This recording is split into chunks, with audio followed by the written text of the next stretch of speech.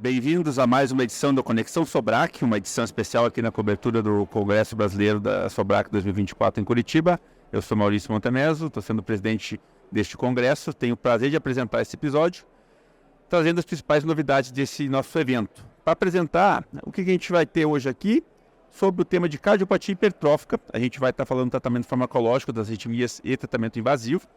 Temos aqui com a gente nosso colega, Dr. Geo Roberto Marmite Berardi, que é eletrofisiologista e sócio da Sobrac, e o Dr. Eduardo Leal Adam, é cardiologista clínico. Então a gente vai ter um bate-papo bem descontraído aí e interessante. Eu queria começar com o Dr. Eduardo Adam, que teve um tema muito importante aqui no nosso congresso, falando sobre o tratamento da cardiopatia hipertrófica, tratamento farmacológico. Como que você vê se tem algum avanço desse tipo de cenário, se a gente está indo para trás ou estamos avançando alguma coisa no tratamento farmacológico, e como manter esse paciente muitas vezes sem sintoma? Maurício, obrigado pelo convite, obrigado pela participação. Acho que a cardiopatia hipertrófica é um tema sempre interessante, né? Sempre desperta muito interesse de todos. E na questão do tratamento farmacológico, houve um avanço bem significativo sim na última década, principalmente quando a gente fala da forma obstrutiva da doença, né? 2/3 dos pacientes com cardiopatia hipertrófica têm gradiente na via de saída do ventrículo esquerdo, e isso gera sintomas, gera limitação física e impactos na qualidade de vida. E o tratamento inicial ele não mudou, né? Ele segue com beta-bloqueadores, com antagonistas de cálcio não dihidropiridínicos, né? Verapamil, diltiazem, mas um percentual significativo dos pacientes persiste com sintomas e persiste com obstrução, apesar dessas terapias já consagradas, né, da cardiopatia hipertrófica. E a grande revolução aí da última década foi a introdução de uma nova classe de fármacos, né, que são os inibidores da miosina. Tá? Essas drogas elas agem na miosina, impedindo a sua ligação com a actina, diminuindo a formação de pontes cruzadas, e com isso você tem uma perda daquele estado hipercontrátil patológico da cardiopatia hipertrófica. E o mavacanteno, que é a primeira droga dessa classe, foi aprovado no Brasil e está disponível para uso, né?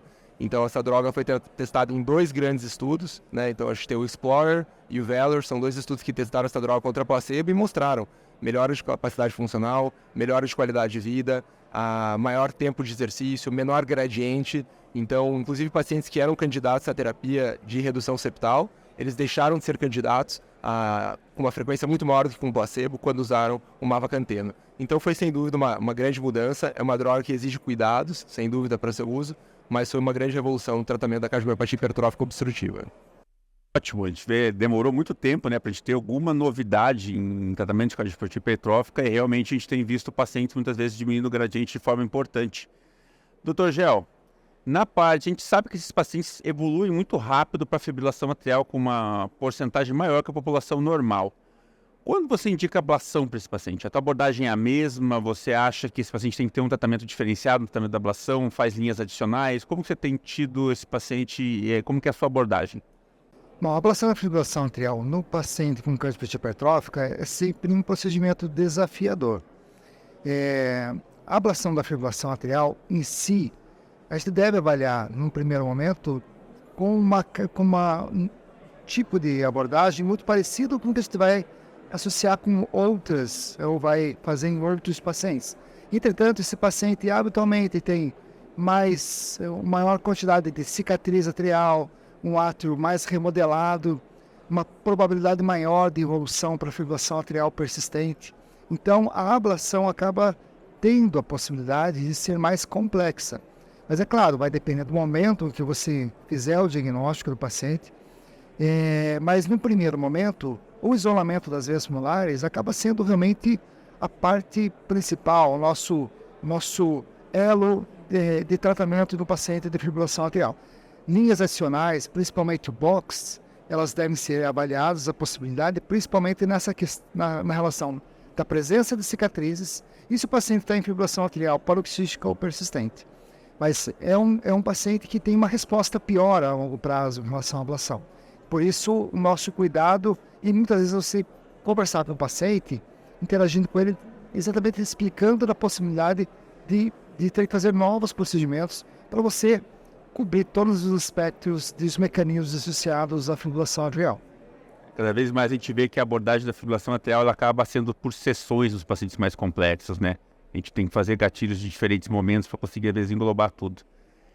Pegando esse gancho, Eduardo, os pacientes que têm, então, uma abordagem que tem que tratar mais a fibrilação atrial, como que você indica anticoagulação nesse paciente? Você tem alguma coisa de referência diferente? Você usa o CHA-DIS-VA como um dos critérios? Você acaba colocando algum critério adicional?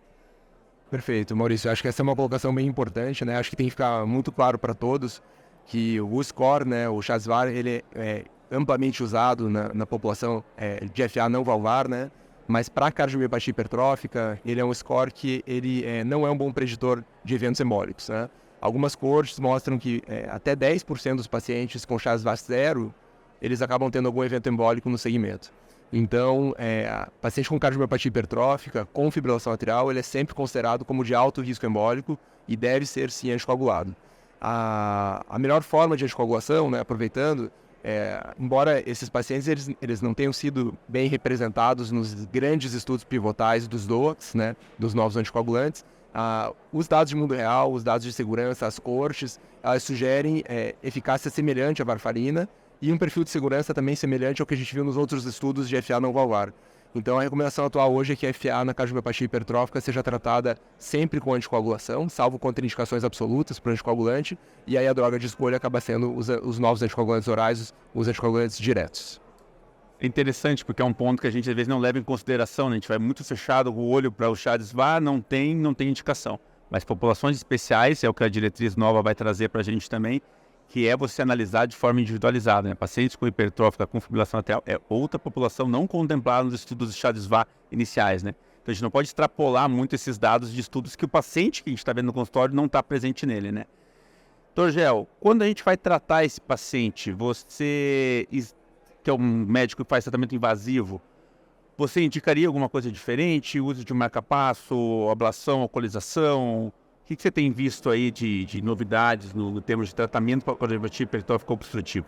Bom, o tratamento da cardiopatia hipertrófica obstrutiva, ela realmente está baseada nos sintomas e nos fatores de risco. Então, sintomas são principalmente em relação à classe funcional do paciente, palpitações ou associação com arritmias, né, fibrilação atrial, e fatores de risco, principalmente em relação à redução do risco de morte súbita. Então, o tratamento vai estar orientado e baseado nesses dois pilares. Os sintomas, né, então, foi aquilo que o Eduardo já falou, um beta-bloqueador como marco inicial do tratamento. É uma classe de população que, fazendo fibrilação atrial, outras arritmias, a amiodarona acaba tendo um espaço também.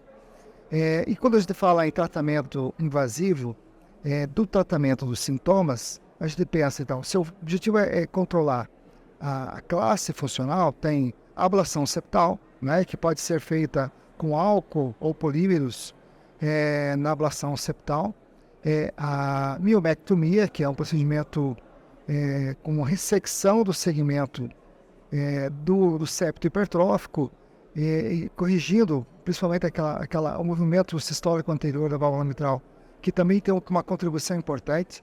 E geralmente quando você encaminha para o procedimento cirúrgico, você vai ter que ter em mente qual é o centro, se o centro é especializado com características adequadas para fazer esse procedimento. E se o paciente às vezes tem uma disfunção valvar mitral associada que você precisa abordar também. Se não, depende da característica do serviço, você vai fazer então a miomectomia ou a ablação. Em nosso centro aqui, a gente tem costumado fazer realmente mais a ablação septal com álcool, porque é a maior experiência do serviço. Mas nós temos um procedimento que está surgindo, que realmente é a ablação por catéter, para redução do gradiente da cardiopatia hipertrófica. É um procedimento que tem uma classe de indicação ainda menor, uma classe de indicação ainda 2B, exatamente porque carece ainda de melhores dados, é uma técnica realmente desafiadora do ponto de vista de ablação, mas que tem uma possibilidade futura, com as novas tecnologias surgindo também, da gente conseguir vislumbrar um resultado melhor a longo prazo. Mas ainda estamos engatinhando dentro desse cenário. E a ablação da fibrilação atrial e outras arritmias, como já foi comentado também. Para a gente fechar então, Eduardo, quando você indica CDI para essa população, como clínico, paciente, eu vejo que você tem uma conduta muito assim, baseada em evidência. O que você leva em consideração assim, para indicar CDI para essa população? Prevenção primária, secundária? Como que você Acho que essa pergunta sempre que gera debate e discussões intensas na cardiopatia hipertrófica, né? Eu acho que quanto à prevenção secundária, não há dúvida, né, do benefício, mais do que comprovado, de redução de eventos recorrentes. Então, essa é uma população que, sem dúvida, deve ser submetida ao implante do CDI. Na prevenção primária, a discussão é um pouco mais ampla, né? A gente tem os fatores de risco clássicos, né? Então, o septo acima de 30, a história familiar de morte súbita, a taquicardia ventricular não sustentada no Holter. E as calculadoras mais novas incorporam alguns outros elementos, né? Então, o tamanho do átrio esquerdo, a presença do aneurisma apical, eventualmente a quantidade de fibrose na ressonância, né, como um marcador aí de remodelamento adverso do ventrículo esquerdo e de risco arrítmico maior. E eu acho que no final do dia as calculadoras servem para nos dar um norte, né, um embasamento maior em termos de probabilidade de morte súbita, mas a decisão sempre deve ser individualizada, né? Então você utiliza esses critérios para ter um norte, para tentar predizer o risco do evento do paciente, mas no final das contas a avaliação individualizada de cada pessoa que senta para ter essa discussão. Lembrando que o implante do CDI na cardiopatia hipertrófica também não é isento de complicações, então isso tem que ser levado em conta no momento da indicação do aparelho da prevenção primária. Cada vez mais individualizar o paciente, né? Dividir os riscos versus benefício, paciente, família, opções de tratamento, né? CDI subcutâneo, CDI convencional, é uma discussão que fica sempre aberta. Né? É interessante salientar que, apesar dessas calculadoras de risco elas terem muitas falhas, elas não contemplarem a totalidade dos pacientes, elas conseguiram reduzir o risco de morte súbita desses pacientes, que, em geral, é em torno de 6% a 7%, e esse risco cai para baixo de 2% quando você consegue aplicar adequadamente essa calculadora e tratar adequadamente esses pacientes com o implante do desfibrilador. Então era isso. Obrigado pela participação de vocês. A gente está finalizando mais um episódio da Conexão Sobrac e obrigado por terem vindo. Vamos.